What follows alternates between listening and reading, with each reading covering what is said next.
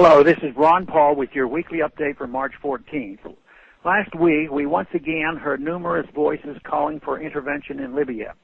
Most say the U.S.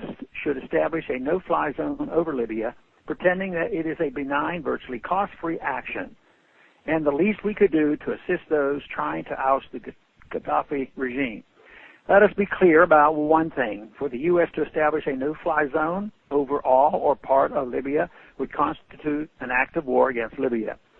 Establishing any kind of military presence in the sovereign territory of Libya will require committing troops to engage in combat against the Libyan Air Force as well as anti-aircraft systems. The administration has stated that nothing is off the table as they discuss U.S. responses to the unrest. This sort of talk is alarming on so many levels. Does this mean a nuclear strike is on the table? Apparently so. In this case, I would like to make sure we actually follow the black letter of the law provided in the Constitution that explicitly grants Congress the sole authority to declare war. This week, I will introduce a concurrent resolution in the House to remind my colleagues and the administration that Congress alone, not the President, decides when to go to war. It is alarming how casually the administration talks about initiating acts of war as though Article 1, Section 8 of the Constitution does not exist. Frankly, it is not up to the President whether or not we intervene in Libya or set up no-fly zones or send troops. At least it is not if we follow the Constitution. Even by the loose standards of the War Powers Resolution, which cedes far too much power to the President, he would have no authority to engage in hostilities because we have not been attacked, not by Gaddafi and not by the rebels. This is not our fight. If the administration wants to make it our fight, let them make their case before Congress and put it to a vote. I would strongly oppose such a measure, but that is the proper way to proceed.